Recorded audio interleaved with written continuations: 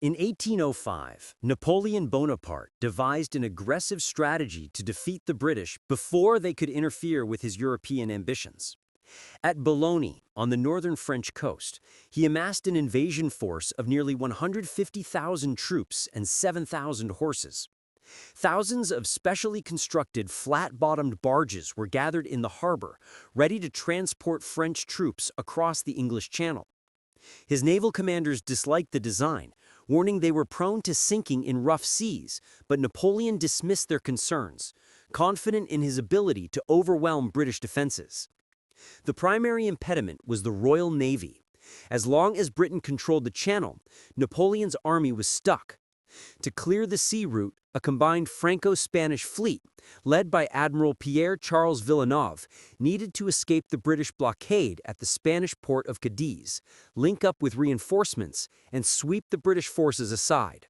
Before we continue, I'd like to thank today's sponsor, Agent Opus, the first AI video agent built specifically for social media.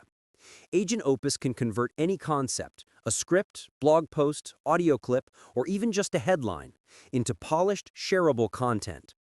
It's designed to help creators increase their output, reach new audiences, and bring their ideas to life faster than ever. Simply describe your desired content, the tone or style you're aiming for, and include any background details, such as your topic, audience, or key creative notes. You can also upload your own assets or reference materials. From there, Agent Opus handles the rest, including crafting a script, sourcing visuals, building storyboards, and even producing finished content. Right now, Agent Opus is in beta, with a full public launch scheduled for December 1st. To celebrate, they are hosting a Human vs. AI live event on December 2nd, where two professional editors will compete against two creators using Agent Opus. Each team will have 60 minutes to produce a complete video using identical parameters. Regardless of whether the humans or AI prevail, one thing is certain: Agent Opus is not replacing human creativity, it enhances it and helps it shine. To learn more about Agent Opus, the Human vs. AI challenge, click the follow button and comment "Humans." The actual conflict of Cape Trafalgar became one of France's worst naval disasters, crushing the possibility of a cross-channel invasion. But what if the battle had resulted in a French victory?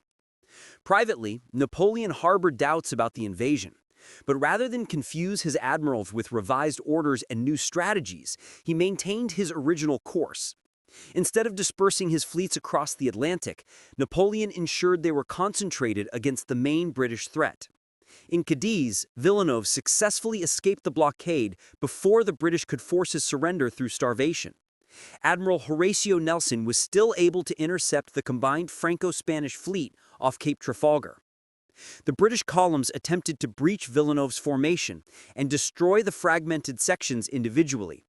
However, Villeneuve had anticipated this maneuver. Instead of charging into a disorganized battle line, the British encountered superior numbers and disciplined volley of broadsides that decimated their columns. Despite their superior training and seamanship, the Royal Navy's aggressive gamble failed. The HMS Victory was heavily damaged, and Admiral Nelson himself was fatally wounded, compelling Admiral Cuthbert Collingwood to order the remaining ships to withdraw from the engagement. With the Royal Navy defeated and scattered, Villeneuve was able to escort enough ships north to secure the channel. Napoleon quickly capitalized on the opportunity at Boulogne. The beating of drums signaled the Armée d'Angleterre to start loading onto the barges. However, the terrible weather that had tormented the channel for months persisted. Just a year prior, Napoleon had personally ordered a naval drill in stormy conditions against his admiral's pleas, which resulted in catastrophe. Over 20 gun sloops were wrecked, and more than 2,000 men drowned as waves shattered their vessels. Every soldier at Boulogne knew the sea could be a deadlier opponent than the British. Nevertheless, the emperor was determined to cross the channel, ordering over 2,000 vessels to transport men, horses, and artillery across the narrow strait. The channel remained rough, resulting in the loss of over a dozen vessels to waves and harassment from desperate British ships attempting to defend their waters. But with the French fleet holding the line, the majority of the French army eventually landed. Veterans who had campaigned in Egypt and Italy now stepped onto English soil. Britain's defenses were thinly spread, with only 116,000 regular troops scattered across the entire country. The remaining home guards consisted of militia, volunteers, and temporary garrison troops called fencibles. Although brave, they were no match for the professionalism of France's battle-hardened army. More crucially, these forces were dispersed and not concentrated against the French landings, where a beachhead was secured on the coast of Kent. Supply lines were swiftly established, and French columns advanced inland. Panic gripped London as news of their approach spread. To save the capital and avoid devastating French reprisals, British ministers sued for peace. By early 1806, Britain accepted a humiliating treaty. France would dominate the continent. The invasion army would withdraw to address the Austrians and Russians, while Britain was forced to recognize Napoleon's new European order. The ramifications were enormous. Britain had been the primary financier and support system for every coalition. With its subsidies gone, Austria and Russia were unable to fund another round of war.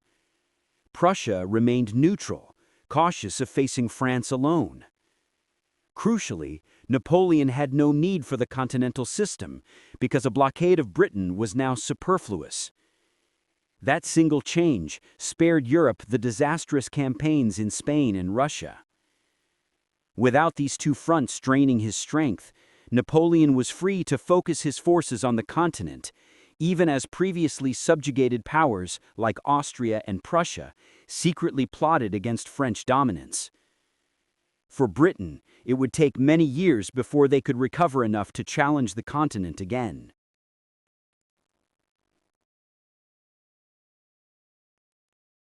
Following the historical defeat at Trafalgar in 1805, Napoleon abandoned his plans to invade Britain. Instead, he redirected his attention to the continent, where French armies crushed Austria at Austerlitz, humbled Prussia at Jena, and forced Europe into submission. By 1807, France and Russia were the only dominant powers remaining on the continent, but Britain remained defiant. Its navy controlled the seas, and its wealth funded new coalitions. Unable to invade, Napoleon attempted to cripple Britain with the continental system, closing Europe's ports to British trade. This policy weakened Napoleon's allies more than it harmed Britain, fostering resentment. Russia, whose economy heavily relied on overseas commerce, suffered the most. By 1810, Tsar Alexander I had reopened his ports to British merchants. The Franco-Russian alliance disintegrated. Napoleon viewed this as treachery. If Russia defied him, others might follow. To reassert his authority, he assembled the Grande Armée, the largest force Europe had ever seen, and prepared to march east. In 1812, over 500,000 men crossed the Neman River into Russia, intent on forcing Tsar Alexander back into the alliance. Yet the campaign was less a clash of armies than a struggle against distance itself. Russia's vastness consumed Napoleon's columns. Roads were poor, villages were scarce, and the countryside was deliberately cleared ahead of the advancing forces. The Grande Armée was accustomed to foraging off conquered land, but found little to sustain them as they pushed deeper into the Russian interior. Supply lines extended across hundreds of miles, becoming more fragile with every step forward. Historically, the reckless advance into Russia and the subsequent burning of Moscow destroyed the Grande Armée. But what if Napoleon had halted his push, entrenched his position, and forced the Russians to fight on his terms? A relentless drive toward Moscow could have stretched Napoleon's army past its breaking point. Mindful of King Charles XII and his doomed expedition, Napoleon instead chose to halt his advance at the newly captured city of Smolensk, which had long served as a fortress on Russia's western frontier. French logistics utilized the summer weather to prepare for the coming winter, strengthening the city's medieval walls, stocking magazines, and supplying depots via convoys returning over the Neman. With the Russians unwilling to risk a direct confrontation, Napoleon was uncharacteristically satisfied with digging in for the winter. For the Russian commander, Mikhail Kutuzov, this presented a major dilemma. Instead of pursuing Barclay de Tolly's forces across a desolate, scorched landscape, the Grande Armée had fortified its position, forcing Barclay to abandon his Fabian strategy. Since he could no longer lure Napoleon deeper into the interior, Kutuzov, Barclay, and the other generals faced the unnerving reality of a massive, well-supplied enemy host entrenched on their doorstep. For months, Napoleon's forces endured the harsh winter, dealing with gradual attrition and fending off skirmish attacks from Russian probes, until the emperor's growing impatience could no longer be contained. By March of 1813, as the winter thaw barely began, the Grande Armée resumed its campaign toward Moscow. When General Kutuzov's army gathered to contest the approaches near Borodino, the French were fully prepared. Thanks to his winter quarters at Smolensk, Napoleon had preserved thousands of men from severe attrition. As French columns pressed forward with greater cohesion, they struck with overwhelming force. Then Napoleon deployed the Imperial Guard to charge in and shatter the enemy lines. Russian commanders, whose scorched earth policies had already hampered their own supply, watched their army collapse in the field. The road to Moscow was open, but the harsh campaign, combined with the bloody fighting at Borodino, had shaken the emperor. Rather than risk getting cornered in the capital, Napoleon chose to consolidate his strength, withdrawing to his well-stocked bastions around Smolensk while the Russians contended with the consequences of their scorched earth strategy. With his main force decimated and a French army entrenched to the west, Tsar Alexander sought terms. A treaty signed at Smolensk ended the campaign, reducing Russia to neutrality, if not outright submission, while the French army stood undefeated. For both allies and enemies, it appeared that the emperor had now mastered nearly all of Eastern Europe. News of the Russian defeat meant that Austria and Prussia hesitated to form a sixth coalition. Without Russia, neither dared to defect. Freed from the Eastern Front, Napoleon was able to turn his full attention to Iberia, where he could expel the British expedition. With Spain under firm control, a stronger French presence could focus on suppressing the remaining Spanish guerrillas. Britain would be left isolated, stripped of its continental foothold. Historically, the catastrophe in Russia in 1812 shattered Napoleon's Grande Armée. It went from the most formidable army in Europe to a mere shell, hollowed out by hunger, disease, and cold. Fewer than a quarter of its men returned home. The aura of invincibility that had carried Napoleon through a decade of victories evaporated. Across Europe, his enemies sensed weakness. Prussia rose in revolt. Austria abandoned neutrality. And with Russia and Britain, they formed the Sixth Coalition. By 1813, massive Allied armies were pressuring into Germany, determined to end French dominance. Napoleon rallied fresh conscripts and fought brilliantly, winning battles at Lutzen, Bautzen, and Dresden. Yet the strain on his empire was immense, and his German allies wavered. Bavaria and Württemberg feared invasion, while Saxony was already being plundered by the Grande Armée. Many of the princes elevated in 1806 through Napoleon's Confederation of the Rhine now wondered if survival required abandoning him. In reality, those doubts proved fatal. One by one, Napoleon's German allies defected, and at Leipzig, their betrayal sealed his fate. But what if, instead of defecting, the Confederation of the Rhine stood firm? The emperor's humiliation in Russia left his allies in the Confederation more doubtful of French power.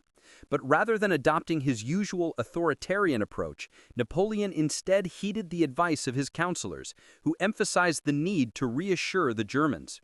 First, Bavaria was promised Austrian Tyrol, along with pledges of French protection on its border. Württemberg, exhausted from its contributions in Russia, would be granted rights over its Swabian neighbors and a reprieve from French requisitions.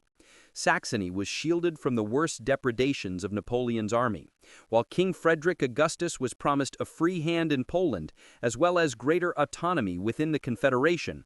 Napoleon made it clear that a French-led Confederation of the Rhine was not only the best safeguard of their independence against Austrian or Prussian domination, but also a chance to secure land, power, and greater security.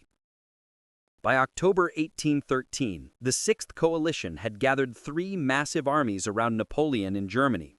From the south came the Army of Bohemia, under Prince of Schwarzenberg. To the north advanced Field Marshal Gebhard Leberecht von Blücher's Army of Silesia.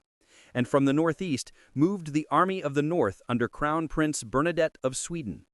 Their plan was simple: converge on Leipzig and crush France from three directions, counting on Napoleon's German satellites to collapse under pressure. On October 16th, over 257,000 men from Russia, Austria, Prussia, and Sweden faced off against the Grande Armée, fielding barely half that number. However, the French lines held firm thanks to the presence of loyal German allies from the Confederation of the Rhine. Near the village of Wachau, Napoleon struck first, concentrating over 160,000 men and 600 guns into a massive hammer blow against Schwarzenberg's Austrians. French columns advanced under a storm of cannon fire, while Saxon batteries rained shells into the Prussian flanks. Despite the threat of a rear incursion at Lindenau, Marshal Ney's corps was kept close to the wider formation and drove straight into the coalition center. By dusk, the Army of Bohemia reeled back in disorder. To the north, at Mockern, Prussian attacks battered against French and Württemberg defenses but were thrown back with crippling losses. With Blücher checked and Schwarzenberg retreating, Napoleon prepared his final decisive stroke. On the third day, he unleashed the Imperial Guard at last. Their bayonets tore into the exhausted Allied lines, and the coalition host, meant to crush him by sheer weight, dissolved into a rout. The Great Battle of Nations had become Napoleon's greatest triumph on German soil. The consequences were immediate. Austria was humiliated and immediately sought peace. Russia was bled white and returned to submission at the cost of several punishing treaties. Russia found its strength completely spent and could not carry the war alone. Britain remained defiant in Iberia and at sea, but it was also isolated with no continental allies left to subsidize. Thanks to their loyalty, the Confederation of the Rhine emerged stronger than before. Napoleon now held the keys to Europe once more. With the Sixth Coalition eliminated, Napoleon could turn his full attention to Iberia, using his German allies to bolster the weakened Grande Armée and purge the bleeding ulcer once and for all. Wellington's army was forced back into Portugal, and Spain fell under tighter French control. Guerrilla resistance lingered, but could no longer threaten the survival of the empire. By 1815, Napoleon's dynasty seemed secure. His brothers and marshals sat on thrones from Madrid to Naples, from the Rhine to Warsaw. The empire's borders were quiet, its legitimacy unquestioned. The field of Leipzig, which could have easily been the tomb of French power, became the site of Napoleon's resurgence as the master of Europe. While plausible, all three scenarios rely on Napoleon restraining his ambitions, knowing when to pull back, granting his allies more autonomy, and consolidating power instead of chasing new wars. But Napoleon's rule was founded on military glory, and both his finances and reputation depended on constant victories. Even with Trafalgar won, Russia beaten, or Leipzig reversed, France would gain time, not certainty. Lasting peace required compromise, and Napoleon never stopped pushing. In the end, the empire might have lasted longer, but whether it could have truly emerged as the victor remains to be seen.